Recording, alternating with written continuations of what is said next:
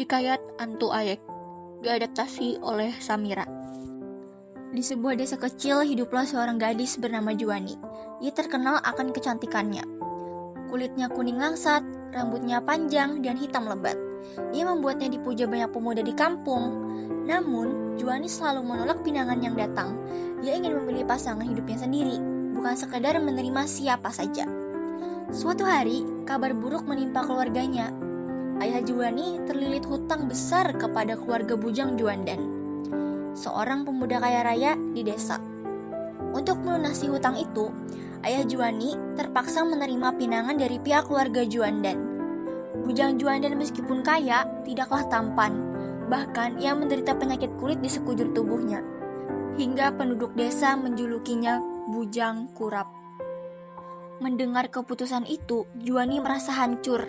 Ia menangis berhari-hari, tapi tak punya pilihan selain menerima. Kasih sayangnya kepada ayahnya terlalu besar. Ia tak sanggup membiarkan ayahnya terus dikejar-kejar hutang. Namun, di dalam hatinya, ia merasa dikhianati oleh takdir. Hari pernikahan tiba. Rumah Juwani ramai dengan persiapan pesta. Tetangga berdatangan membantu segala keperluan. Juwani duduk di kamarnya, mengenakan pakaian pengantin. Wajahnya dirias indah, namun matanya sembab oleh air mata. Ketika malam semakin larut dan tamu mulai berdatangan ke rumah, Juwani duduk sendirian di atas ranjang.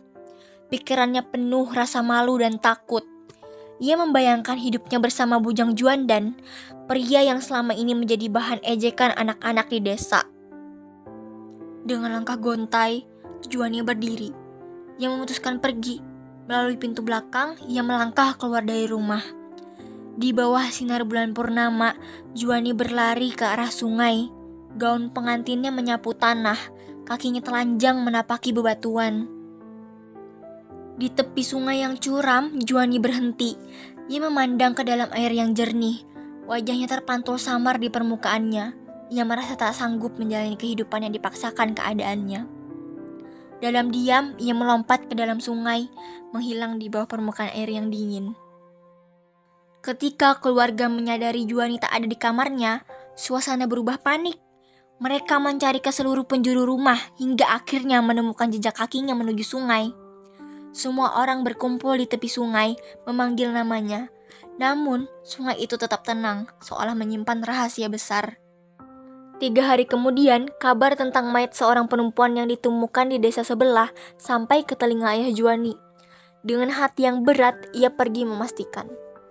Ketika makam perempuan itu digali, ayah Juwani mengenali putrinya. Meski tubuhnya membengkak, tangisnya pecah, diiringi oleh isak kerabat yang mendampinginya. Kematian Juwani menjadi cerita yang terus dikenang oleh masyarakat. Sejak saat itu, penduduk sering mendengar suara tangisan perempuan dari arah sungai, terutama pada malam bulan purnama. Mereka percaya arwah Juwani belum tenang. Sungai itu kini dikenal sebagai tempat angker. Orang-orang menyebutnya Antu Ayek.